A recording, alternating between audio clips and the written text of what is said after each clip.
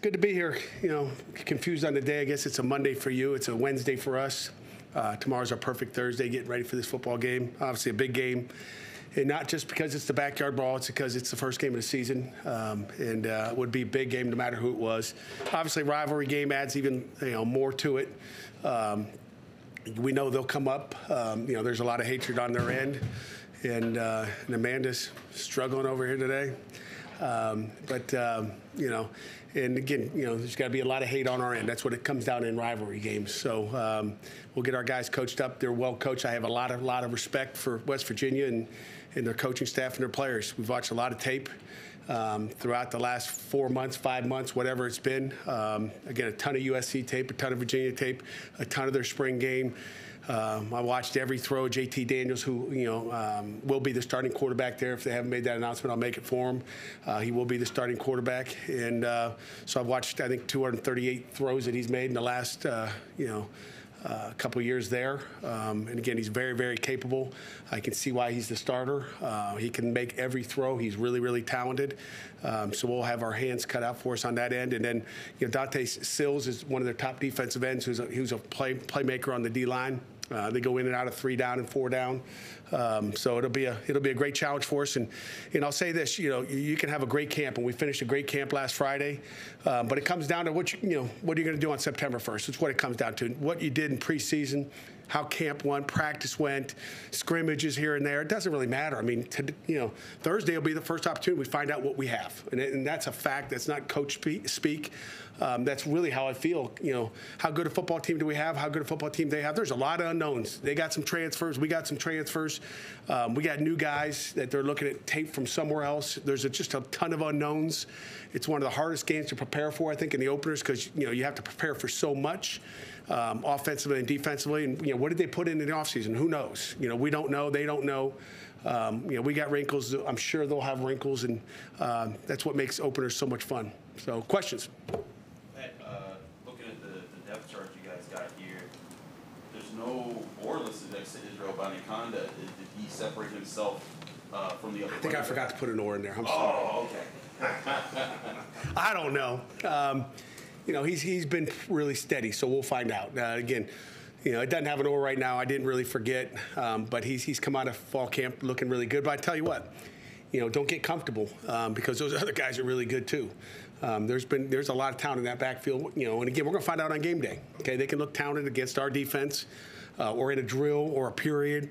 But to me, it's Thursday p.m. We're going to find out who's that guy who can run it. But we feel comfortable with all those guys in the backfield that not only can make yards after contact, that can also protect the quarterback. Now, what's the process of educating these guys about what this means? I won't get into that, Will, but it just comes down to educate them. And it doesn't matter if you're educating them on how to be a reporter, how to ask good questions, how to be an artist.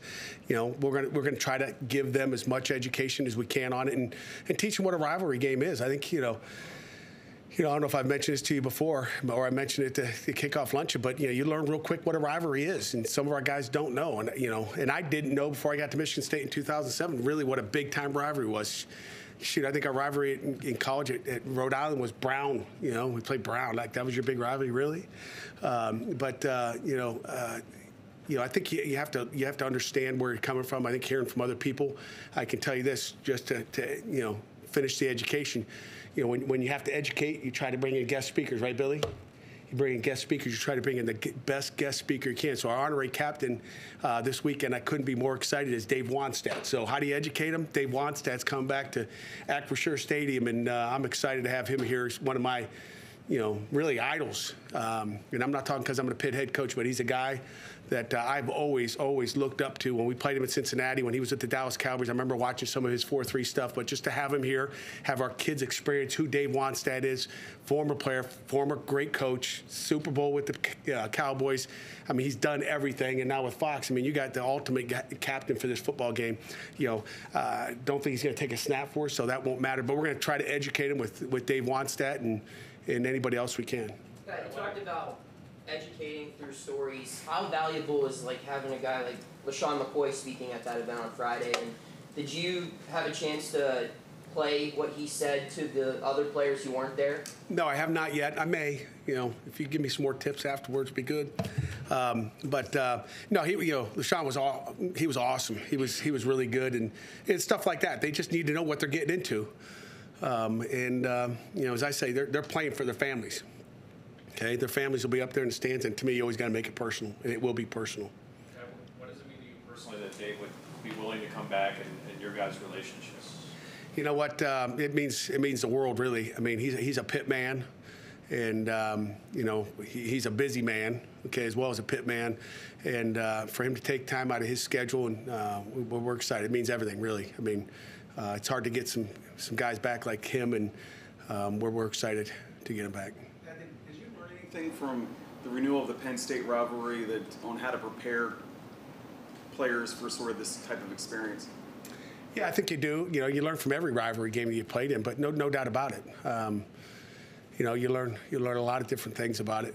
Whether you win them or lose them. We won that first one, Penn State, and then, I guess they did a crappy job on the other two. So should have gone for it on 4th and 1. Dummy. I know you guys all had the right answer. Someday I'll tell you the truth. Someday I'll tell you the truth. When you played Penn State, it was early in the season. When you were at Michigan State, you played Michigan, it was late in the season. A lot of teams play these games last. You're playing this one first. Do you have a thought about maybe ideally where these games would go in the schedule and what is different about playing one first?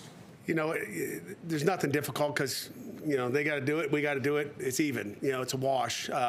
But I think when you look at the tradition of it back when I remembered it, and I haven't gone back to look and see when they were played. It was around Thanksgiving. That's what I remember. I remember watching that thing up in Youngstown, Ohio on a Thanksgiving weekend.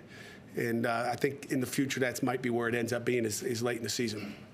You mentioned you want your players to make it personal. Is this the type of game where you want them to have a little bit of extra juice for it, or do you want them to treat it like any other game? You know what? That's a great question. You want them to have extra juice, but we got to have your composure too. So, it's a brawl, it's a fight. There's composure. I haven't had that with our team, but maybe they'll read it on, Jerry tweeted it out today or something. But we have to have composure, and we didn't have great composure against Miami last year. It had some personal fouls, which would drive me nuts. So I don't want to get them too hyped because they got to be smart and play smart and not get out of control. Coach, as you come into this season as defending ACC champion, any perspective that you have or any perspective that you give to the players as the defending champions, how to handle it and how to go? No, that talk was done a long time ago, okay? Matter of fact, the ACC network's supposed to send me a blanket to cover up the trophy in there, so make sure we get them, EJ. But, that was last year. I mean, golly, that was so long ago. That quarterback's playing right next door, and he's not going to play for us this year. So, last year was done, and this is a new team. That's why we're going to find out what we got Thursday night. I think that's the important thing is, nobody cares what you did last year. It's about right now. You guys had two players, not just Kanate, but now Bub Means is also listed as a starter at wide receiver. Those are two guys that you guys brought in, and they worked their way to the top of the depth chart. What did you see from both of them in their journey to kind of prove themselves to you guys, and how do you see that room as a whole? That room gives me chest pain some days. Okay, I can tell you that, and I'll just stay right there. But Kanate, was in spring ball. He's quick twitch. He's got really good speed. He's a playmaker. He's got good hands. That's what he's done. He's got great knowledge of the offense. Really smart football player. And then Bub Means is a guy that came in the summer as he's worked well with the rest of the receivers. He's worked well with the quarterbacks. He's huge. His thighs are bigger than yours, Chris, and he's a wideout, and he can run. Okay, he's probably a 4'6" guy. Okay, he's 4'6", and he's long and he's got good hands. What do you mean they give you chest pains? They just drive me nuts. Leave it at that. Expand on that a little bit? I wish I could. I won't. You could too. I know just because you're a defensive guy? No. Just little detail stuff all the time. So little details. You got to be detailed. I think the only other time you had a Power 5 opponent in the opener was Virginia, maybe like 3 years ago. Was there anything you took from that, as far as how you approach it preparation-wise? Not really. I think that was a crappy game. It was the first year of a first-year offensive coordinator. We didn't play very good, and didn't look very good in the first game. So I'd look at that as maybe just a bad-looking offense at that point. We just weren't very productive that night, from my recall. Throughout all the tape you watched on JT Daniels, what was the one thing that stood out to you the most about him? You know what? You don't see him scramble very much, but just he can make every throw. He's very, very cerebral. I think he makes the right decisions. I'll tell you a quick story about it. I was like, holy cow! Matter of fact, Coach LaSalle was in there. I was watching, all his throws, and I think it was on play, I don't know, 128. I was probably on play 120 as I'm going through it, and I'm like, is this guy ever thrown an incomplete pass? I didn't realize Phil DeCapita, one of our quality control coaches, had sorted it by completions. And I said, I'm not leaving here, because I couldn't watch it all at the same time. I'm not leaving here until he throws an incomplete pass. It wasn't until about play 128. I was like, holy cow. He's just very accurate. He's smart. He can throw a really good deep ball. So, our corner's got to be really good in coverage, and we've thrown a lot of deep balls this week. And that's their favorite route, is they're going to run 3 verticals. Keaton, obviously very familiar with Daniels and the offensive coordinator, Harrell, as well. Have you picked his brain at all about maybe tendencies or some stuff from his experience with those two guys? Nope. Next question. Keaton doesn't know anything. Obviously, you don't know for sure about how this season or the game's going to turn out on Thursday night. What's your gut tell you about what this team can do this year? Boy, Jerry, my gut, if I ever listen to my gut, okay, it's not good. You don't know.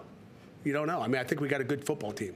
We'll find out, Thursday night, and then you find out week by week if they can sustain and keep it together. But I think we got a good team. We'll find out. Again, like I said, it's hard every day when you're going against each other to find out what you have, because you don't know if you're good on one side. For example, yesterday we go past Kelly, good on good, and the offense wins 9-4. We had 13 snaps. They win 9-4.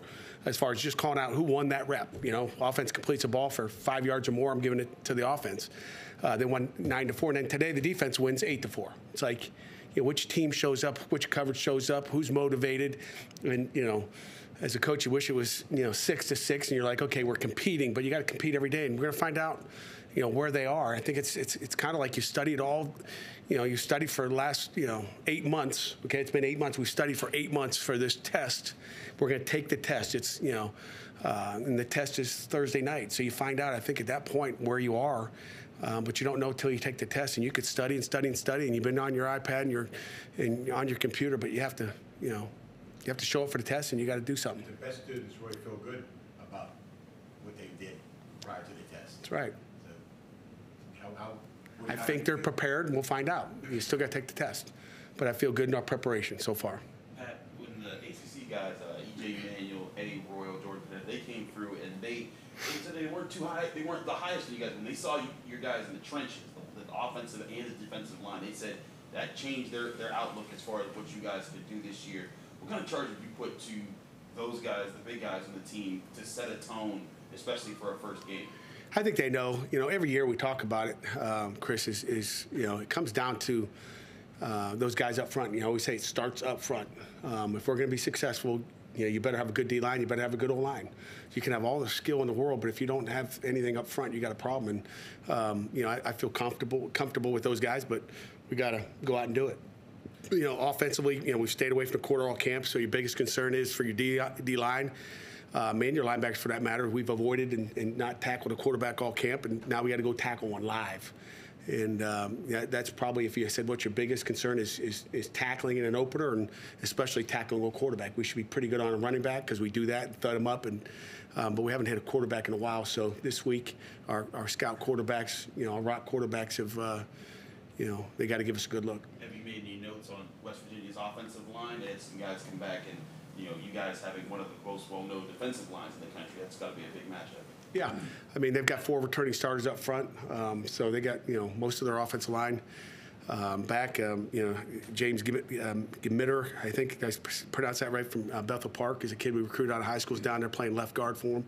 There's some familiarity with some of those guys, and they're talented.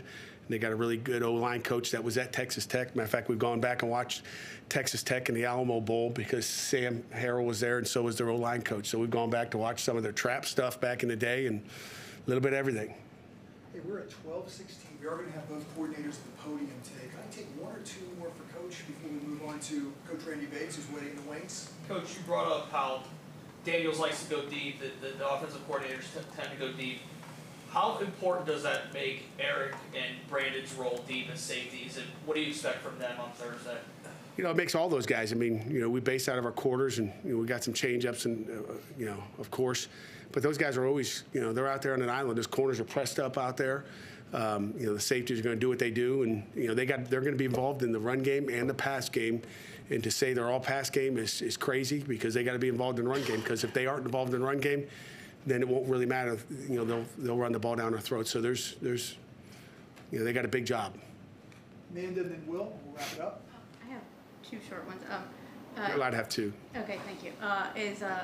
I know this is the first backyard brawl for you and for the players, but is there a different bit of a buzz going into this opening week, just knowing you're playing a historical rival, than like, you know, last year you played UMass or Austin Peay?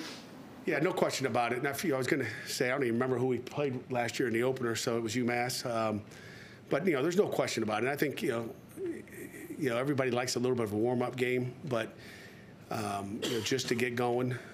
But I think, you know, it's better to have a game like this to be opened up with, I believe, just because your kids are cranked up for it. I mean, I think it helps in the preparation. You know, the guys aren't sitting there going, oh, yeah, well, we only have UMass, and then you glide through camp. So I think there's, you know, been a lot of juice through camp.